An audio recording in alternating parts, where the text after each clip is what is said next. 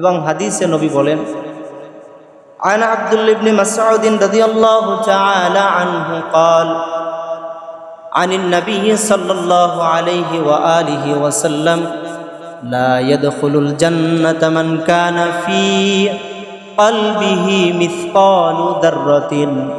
রাসূলুল্লাহ বলেন, যেই ব্যক্তির অন্তরের ভিতরে যাররা থেকে যাররা পরিমাণ অহংকার থাকবে, ওই ব্যক্তিটা আমার আল্লাহর জান্নাতে যেতে পারবে না। নাউযুবিল্লাহি মিন যালিক। যার ভিতরে যাররা থেকে যাররা পরিমাণ অহংকার থাকবে, ওই ব্যক্তিও আল্লাহর জান্নাতে যেতে পারবে। এবার আসেন, অহংকার আমাদের সমস্ত মানুষকে ছেয়ে ফেলেছে। আমরা অহংকারের ভিতরে আছি। অহংকার নাই এরকম মানুষ পাওয়া খুবই দুষ্কর হবে। অহংকার নাই এরকম মানুষ পাওয়া কঠিন হবে। এবার আসেন, মুসলিম শরীফের হাদিস, আল্লাহর রাসূল বলে, অহংকার কাকে বলে? অহংকার কাকে বলে? আল কিবরু বাতারুল হক ওয়া গমতুন নাস। নবী বলেন, অহংকার হলো পরম সত্যকে অস্বীকার করা। আল কিবরু বাতারুল হক, পরম সত্যটাকে অস্বীকার করা হলো অহংকার করা। ওয়া গমতুন নাস, এবং মানুষকে হেয় মনে করা, নিকৃষ্ট মনে করাকে অহংকার বলা হয়।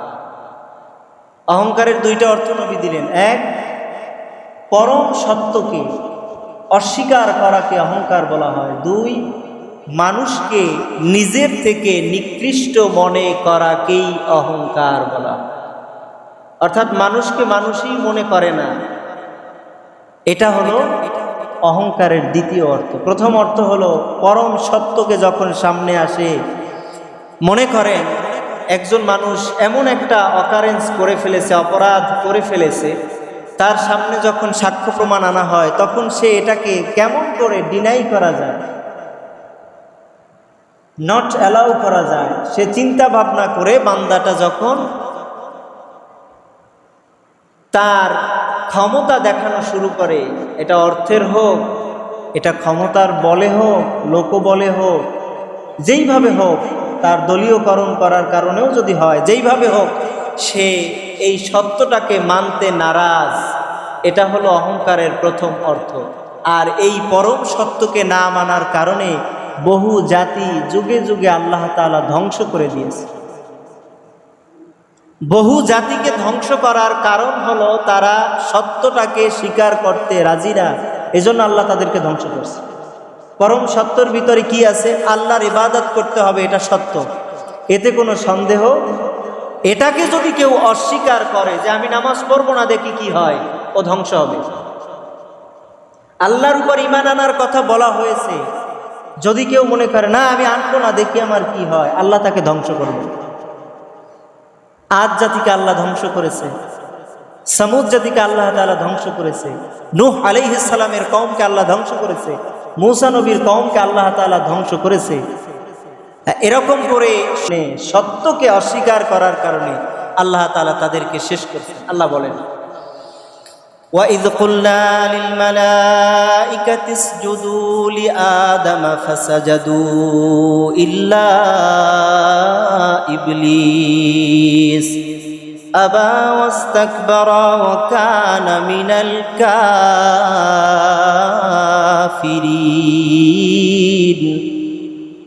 প্রথম পারা সূরাতুল বাকারার ভিতরে আল্লাহ তাআলা বলেন, আর যখন আমি সমস্ত ফেরেশতাদের ভিতরে বললাম উসজুদু লি আদম, তোমরা আদমকে সিজদা করো, ফাসাজাদু ইল্লা ইবলিস, সবাই সিজদা করলো ঠিকই, আপনারা জানেন, এরপরও বলি ইবলিস ব্যতীত সবাই আদম নবীকে সিজদা করেছে, ইবলিস করে নাই।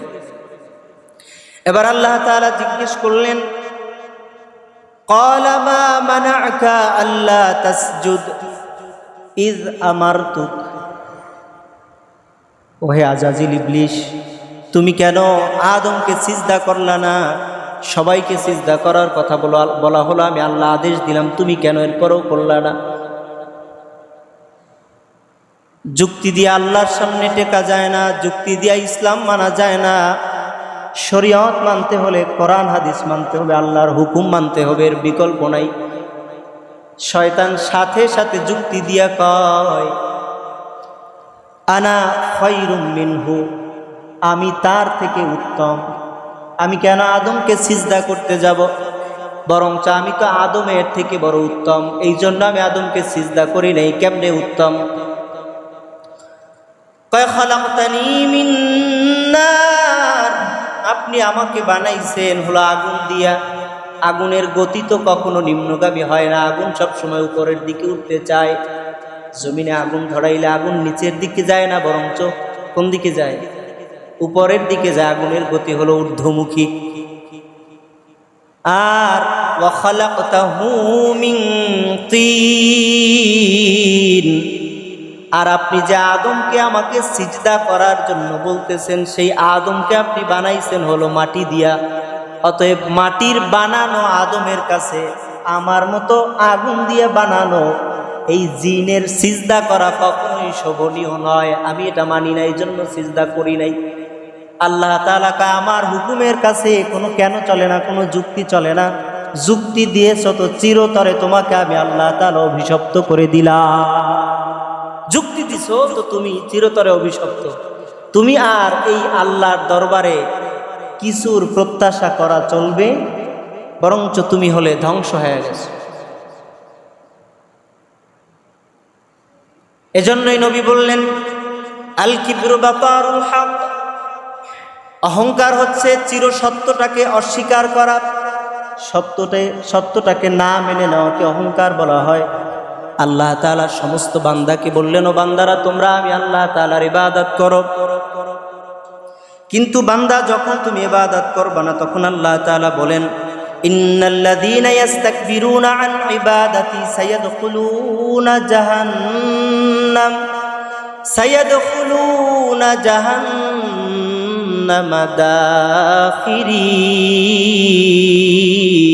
দাখিরিন। ইন্নাল্লাযীনা, নিশ্চয়ই যারা, ইস্তাকবিরুনা অহংকার বশত, আন ইবাদাতি আমার ইবাদত থেকে বিমুখ হয়, তাদেরকে জানাইয়া দিলাম সায়াদখুলুনা জাহান্নামা দাখিরিন। সায়াদখুলুনা অচিরেই তারা, জাহান্নামা দাখিরিন তারা জাহান্নামের ভিতরে লাঞ্ছিত অপমানিত হয়ে নিক্ষিপ্ত হবে। নাউযুবিল্লাহি মিন যালিক। বুঝেন নাই কথা? আপনাকে বলা হলো আপনি নামাজ পড়েন 5 বেলা, আপনি বললেন যে না পড়লে কি হয়? পড়ি না তো কি হয়, আমি তো চলি। যারা নামাজ পড়ে তারাও চলে, তারাও খায়। আর আমি বান্দাটা নামাজ না পড়ে আমিও তো চলতেছি, আমিও তো খাইতেছি, তো সমস্যা কি? আল্লাহ তাআলা বললেন ইন্নাল্লাযীনা ইস্তাকবিরুনা, নিশ্চয়ই যেই বান্দাগুলি অহংকার বশত, আন ইবাদাতি, যারা আমার ইবাদতের ক্ষেত্রে অহংকার করে, যারা ইবাদত থেকে ফিরে থাকে, সায়াদখুলুনা জাহান্নামা দাখিরিন। সায়াদখুলুনা অচিরেই, অল্প দিনের ভিতরেই, খুব শীঘ্রই তারা জাহান্নামা দাখিরিন জাহান্নামের ভিতরে নিক্ষিপ্ত হবে, লাঞ্ছিত অপমানিত পদদলিত হয়ে। কথাটা কি আমি বুঝাইতে পারলাম? যারা ইবাদত করে না, বরঞ্চ কয় না করলে কি হবে, সেই বান্দাগুলিকে আল্লাহ তাআলা বললেন যে ওই বান্দাগুলি, যেই বান্দাগুলিকে ইবাদত করার কথা বলা হলো, যদি তারা ইবাদত না করে, বরঞ্চ আরো পাল্টা বলে না করলে কি হবে, আল্লাহ বলে ওই বান্দা খারাপ, এই খারাপ, সেই খারাপ, ওর অভ্যাস খারাপ, নামাজ পড়ে তো কি হয়েছে, এরকম কথা বলে না অনেকে। মানুষকে হেয় করার জন্য এই কথাগুলি যারা বলে, আপনি তো জানেন না যে আপনার জন্য আল্লাহ তাআলা একটা জাহান্নামের স্পেশাল কোয়ার্টার বানাইছে। কথা বুঝতে পারছেন? স্পেশাল কোয়ার্টার, সেটার নাম হলো বুলাস। সেটার নাম কি বলেন? বুলাস। জাহান্নামের আলাদা একটা কক্ষ আছে, ওটা শুধুমাত্র যারা অহংকার করে তাদের জন্য নির্ধারিত, বুলাস নামক জায়গা। আর ওখানে তাদেরকে কি খাওয়ানো হবে? নবী বলে তাদের জন্য ওখানে স্পেশাল খাবার। জাহান্নামীরা যখন পুড়তে পুড়তে তাদের রক্ত আর পুষগুলি যখন একত্রিত হবে, ওইগুলিও তো কারো না কারোরে খাওয়াইতে হবে। কই যাবে ওগুলি? ওইগুলি হলো যারা অহংকার করে তাদেরকে মেহমানদারি করানোর জন্য রাখা আছে। নাউযুবিল্লাহ। এটা হলো যারা অহংকার করেন। নামাজ পড়ি না তো কি হয়েছে, অমুকের থেকে ভালো আছে। আপনি কতদূর ভালো আছেন? আপনার মেহমানদারিটাও আপনি আজকে মুখস্থ কইরা যান, আর আপনার জান্নাতে জাহান্নামে যে কোয়ার্টার আপনার জন্য বরাদ্দ আছে সেটাও মুখস্থ কইরা যান। বুলাস নামক জাহান্নামে আপনি যাবেন এবং সেখানে আপনাকে খাওয়ার জন্য শুধুমাত্র কেবলমাত্র পচা রক্ত আর পচা পুজ ছাড়া আপনার ভিন্ন কোনো খাবার সেখানে আয়োজন থাকবে। এটা যারা অহংকার করে, অহংকারের আর একটা অর্থ নবী বলছিল, এক নম্বর অর্থ চলে গেছে।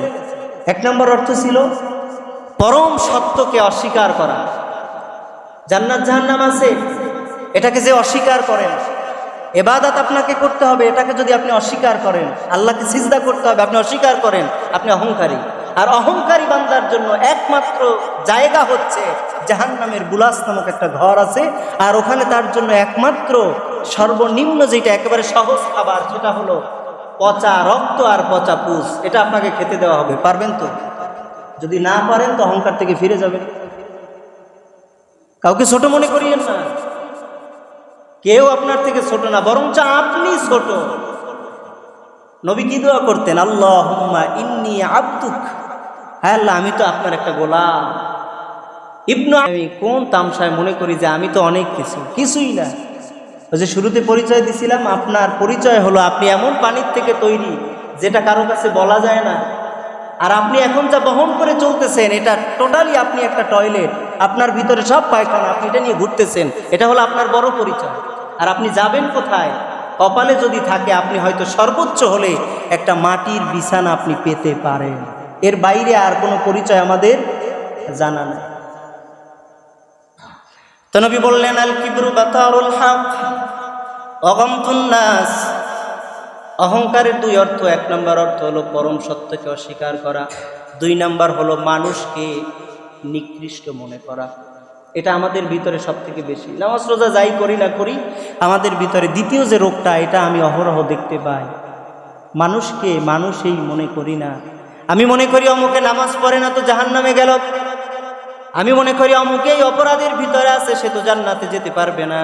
আমার বন্ধু, আপনি শুনে রাখেন, জান্নাত জাহান্নামের এই জিম্মাদারি আল্লাহ তাআলা কিন্তু আপনাকে দেয় নাই, এই টিকিট আল্লাহ আপনার হাতে লিখে দেয় নাই। জান্নাত জাহান্নামের সিদ্ধান্ত ফয়সালা করবেন আল্লাহ তাআলা। আপনি আমি খামাখা অন্যকে অপরাধী বলতে বলতে বলতে বলতে উপকার এই হয়েছে যে আমি অহংকারী হয়ে যাইতেছি। নামাজ পড়ি আর মনে মনে চিন্তা করি অমুক বান্দাটা নামাজ পড়ে না, আমি তো ওর থেকে ভালো আছি।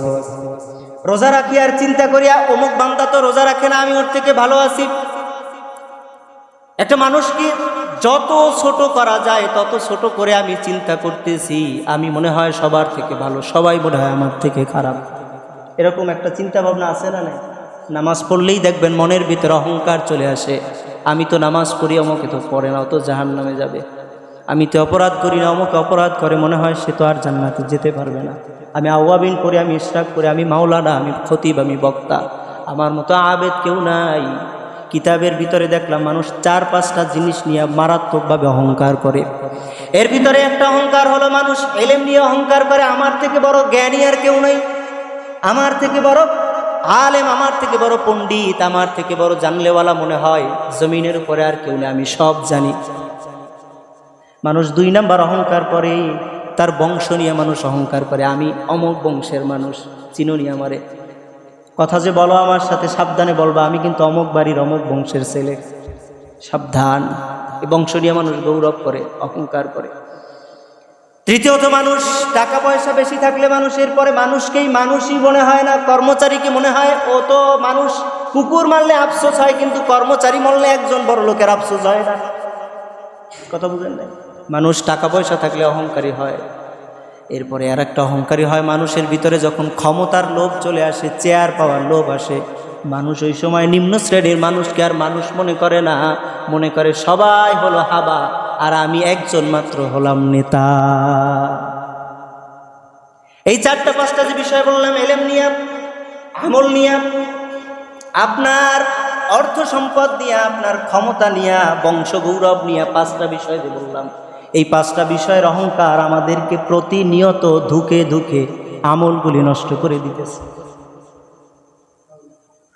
রাস্তা দিয়া যায়, মানুষকে মানুষ মনে করে না, নবী বলেন যেই ব্যক্তিটা আগে সালাম দেয় তুমি লিখে দিতে পারি সেই ব্যক্তির ভিতরে অহংকার নাই। আর আপনি আমি 10-12 বছর হয়ে গেছে একজন আরেকজনকে কখনো সালাম দেই না, দেওয়া যে লাগবে চিন্তাও করি না। অথচ নবীজি বলছেন অহংকার তো ওই ব্যক্তির ভিতরে থাকতে পারে না, অহংকারের যার জীবান ওই ব্যক্তির ভিতরে ঢুকবে না যেই ব্যক্তিটা দেখা হলে আগে সালাম দেয়, শত্রুকেও সালাম দেয়, মিত্রকেও সালাম দেয়, ওই ব্যক্তির ভিতরে অহংকার বাসা বাঁধে না। সুবহানাল্লাহ। আমাদেরকে বাঁচতে হবে হলো অহংকার থেকে, কিন্তু আমরা অহংকার থেকে বাঁচার কোনো চিন্তা করি? অহংকার করা যাবে না, বরঞ্চ আল্লাহ নবী বলেছেন, আল্লাহ রসুল বলেছেন আল কিবরিয়া উরিদাই, অহংকার হলো আমি আল্লাহ তাআলার চাদর। এবার আপনি বলেন তো, আপনি গায়ে একটা চাদর দিয়ে আছেন, ওই চাদরটা ধরে যদি কেউ টান দেয় আপনার ভালো লাগবে না খারাপ লাগবে? বুঝেন নাই?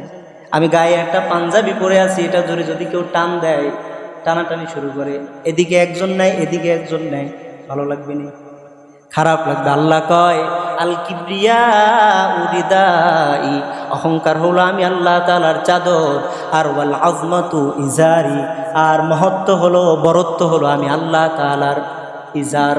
ইজারের বাংলার বললাম না, ইজার হলো আল্লাহ তাআলার আজমত, মহত্ব, বরত্ব হলো, আল্লাহ কয় আমার মহত্ব বরত্ব হলো ইজার।